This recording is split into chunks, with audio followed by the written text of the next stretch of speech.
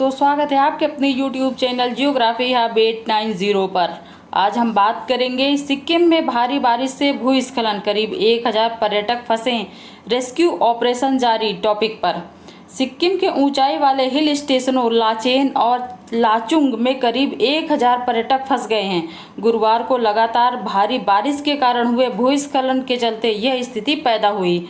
भूस्खलन के कारण कई सड़कें क्षतिग्रस्त हो गईं, जिसके चलते कई गाड़ियां फंस गईं। आज कई लोगों को सुरक्षित बाहर निकाला गया। लगातार बारिश के कारण हुए भूस्खलन से चुंगथांग से लाचेन जाने वाली सड़क पर मुंशीथांग के पास स्थित खराब हो गई। चुंगथांग से लाचुंग जाने वाली सड़क पर लीमा के पास कई जगहों पर सड़कें क्षतिग्रस्त हो गईं। लगभग 200 गाड़ियों से यात्रा कर रहे पर्यटक गुरुवार को सड़क पर फंस गए। उन्हें गुरुवार रात को ही police station, gurdwara, ITBP camp और स्थानीय घरों में आश्रय दिया गया। पुलिस अधिकारी ने बताया कि शुक्रवार सुबह उन्हें सुरक्षित निकाल लिया गया और वे गंगटोक के लिए रवाना हो चुके हैं। हालांकि जो पर्यटक गुरुवार या उससे पहले ही लाचेन और लाचुंग पहुंचे थे, वे अभी भी फंसे हुए हैं।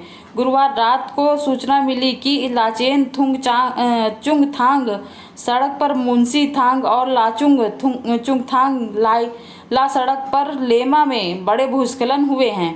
इसे देखते हुए शुक्रवार के लिए उत्तरी सिक्किम के सभी यात्रा परमिट रद्द कर दिए गए हैं, जिनमें पहले से जारी किए गए परमिट भी शामिल हैं। टूर ऑपरेटरों को निर्देश जारी।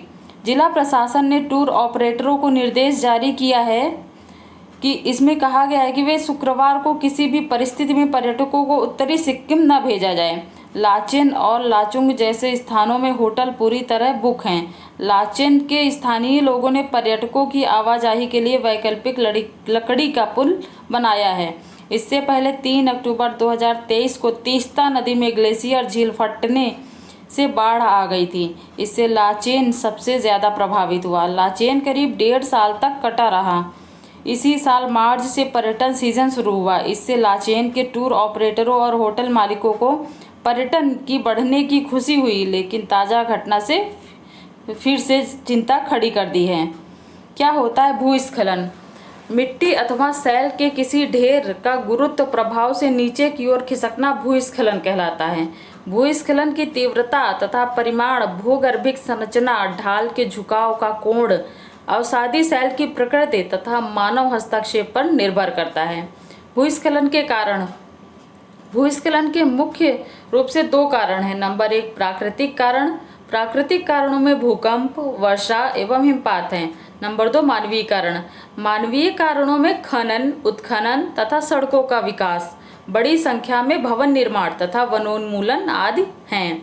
वर्तमान समय में मानवीय कारण भूस्खलन की बारंबारता एवं तीव्रता के लिए अधिक जिम्मेदार हैं। अब देखते हैं भूस्खलन से प्रभावित क्षेत्र। भारत में भूस्खलन से निम्नलिखित क्षेत्र प्रभावित हैं। नंबर 1 अत्यधिक सुभेद्य क्षेत्र।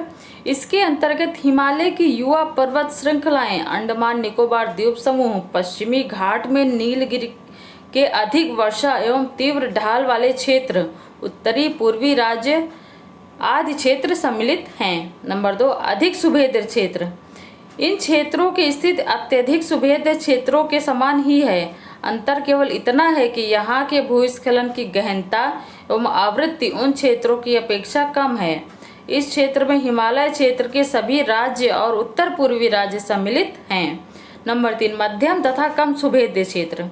इसके अंतर्गत लद्दाख तथा स्पीति के कम वर्षा वाले क्षेत्र, अरावली की पहाड़ियाँ, पश्चिमी तथा पूर्वी घाट के वर्षा छाया क्षेत्र तथा दक्कन के पठार शामिल हैं। इसके अलावा झारखंड, ओडिशा, छत्तीसगढ़, मध्य प्रदेश, महाराष्ट्र, आंध्र प्रदेश, कर्नाटक, तमिलनाडु, गोवा और केरल में खदानों और भूमि धंसकने से भूस्खलन होता रहता है। भूस्खलन निवारण या कम करने के उपाय देखते हैं।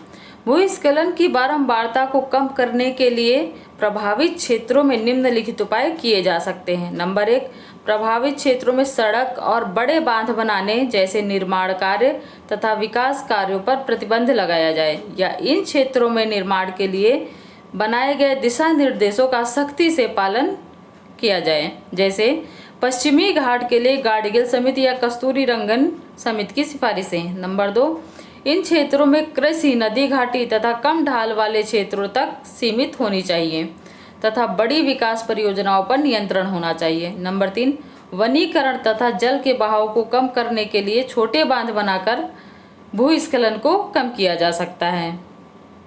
नंबर 4, उत्तर पूर्वी राज्यों में स्थानांतरणशील कृषि को हतोत्साहित करके सीढ़ीनुमा कृषि को प्रोत्साहित करने की आवश्यकता है। यानी कि वहाँ पर स्थानांतरणशील कृषि और सीढ़ीनुमा कृषि, ये आपका होमवर्क है, दोनों चीज़ें पता होनी चाहिए। ठीक है, अब ये है भारत का मैप, इसमें जो है भूस्खलन प्रभावित क्षेत्र दर्शाए गए हैं, इसको देख लीजिएगा। अब देखते हैं इससे संबंधित प्रश्न उत्तर क्या है। प्रश्न, हाल ही सिक्किम राज्य में भूस्खलन की घटना घटित हुई, इसी संदर्भ में भूस्खलन को स्पष्ट करते हुए कारण, प्रभावित क्षेत्र एवं उपायों को विस्तार पूर्वक समझाइए 250 शब्द में।